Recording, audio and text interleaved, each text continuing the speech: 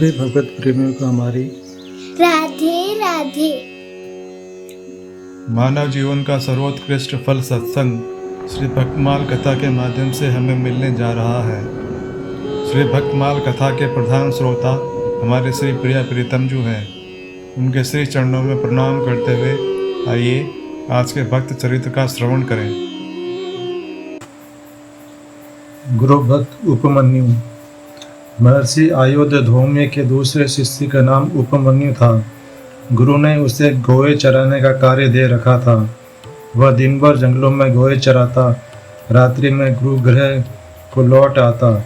एक दिन गुरु ने उसे खूब हष्ट पुष्ट देखकर पूछा, बेटा उपमन्यु, हम तुझे खाने को तो देते नहीं, तू इतना हष्ट पुष्ट कैसे है?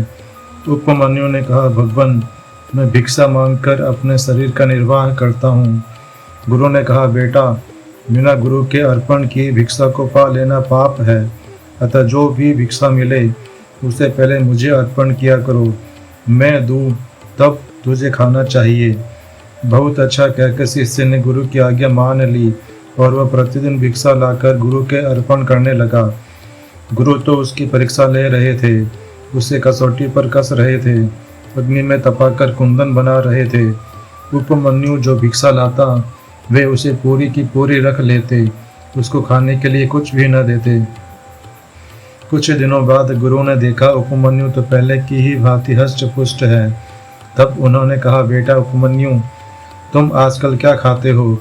उपमन्यु ने कहा, भगवान, पहली भिक्षा मांगकर मैं आपके अर्पण कर देता हूँ, फिर दोबारा जाकर भिक्षा मांग लाता हूँ, उसी पर अपना निर्वाह करता हूँ। गुरु ने कहा, यह भिक्षा धर्म के विरुद्ध है, इससे गृहस्थों पर भी बोझा पड़ेगा और दूसरे भिक्षा मांगने वालों को भी संकोच होगा, अतः आज से दोबारा भिक्षा मत मांगना। शिष्य ने गुरु की आज्ञा सिरोधारी की और दूसरी बार भिक्षा मांगने छोड़ दिया। कुछ दिनों बाद गुरु ने फिर उपमन्यु को ज्यों का त्यों देखकर पूछा, उपमन्यु, अब तुम क्या खाते हो? उपमन्यु ने कहा, मैंने दोबारा भिक्षा लाना छोड़ दिया है, मैं अब केवल गौओं का दूध पीकर रहता हूँ। गुरु ने कहा, यह तुम बड़ा अनर्थ कर रहे हो, मेरे बिना पूछे गौओं का दूध कभी नहीं पीना चाहिए, आज से गौओं का दूध मत पीना। शिष्य ने गुरु की यह बात मान ली और उसने गौओं का दूध भी छोड़ दिया।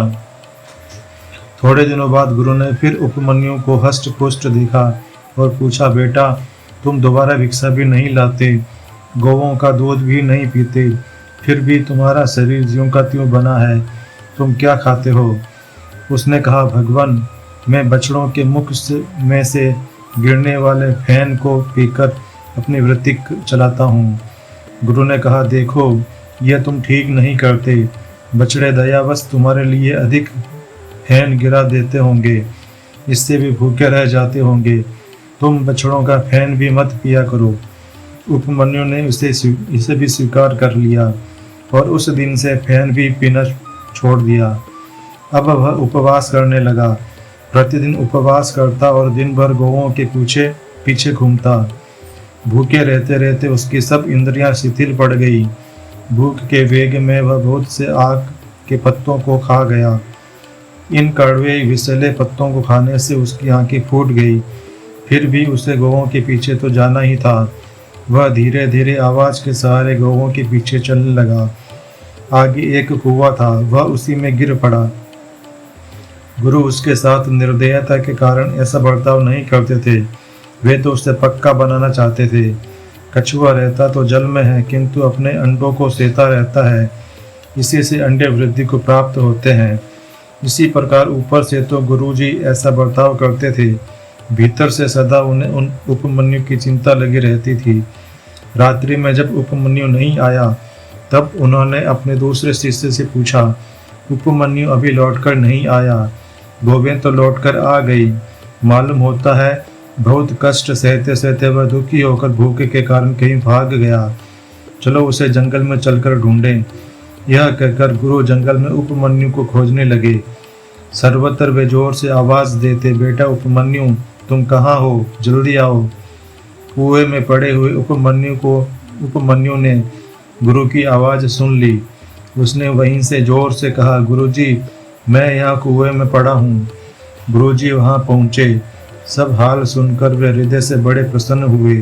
उन्होंने कहा, बेटा, ऋग्वेद की ऋचाओं से तुम देवताओं के वैद्य अश्विनी कुमार की स्तुति करो, वे तुम्हें आंखें दे देंगे। उसने वैसा ही किया। स्वर के साथ वैदिक ऋचाओं से उसने अश्विनी कुमारों की प्रार्थना की। उससे प्रसन्न होकर अश्विनी कुमारों ने उसकी आंखें अच्छी कर दी और उसे एक पुआ देकर कहा कि तुम इसे खा लो। उसने कहा, देवताओं, मैं अपने गुरु को बिना अर्पण किए इस पुओं का कभी नहीं खा सकता। अश्विनी कुमारों ने कहा, पहले तुम्हारे गुरु ने जब हमारी स्तुति की थी तब हमने उन्हें भी पुआ दिया था और उन्होंने बिना गुरु के अर्पण किए ही उसे खा लिया था। उपमन्यु ने कहा, चाहे जो हो, वे मेरे गुरु हैं, मैं ऐसा नहीं कर सकता।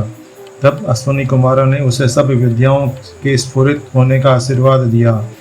बाहर आने पर गुरु ने भी उन्हें छाती से लगाया और देवताओं के आशीर्वाद का अनुमोदन किया। कालांतर में उपमन्यु भी आचार्य हुए।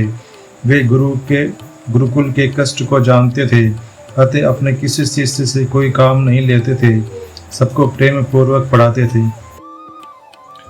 आज के हमारे भक्त चरित्र का वर्णन इतना ही। कल हम एक नए भक्त चरित्र के साथ श्री प्रिया प्रीतम जी के समक्ष प्रस्तुत होंगे। आपको हमारी राधे राधे।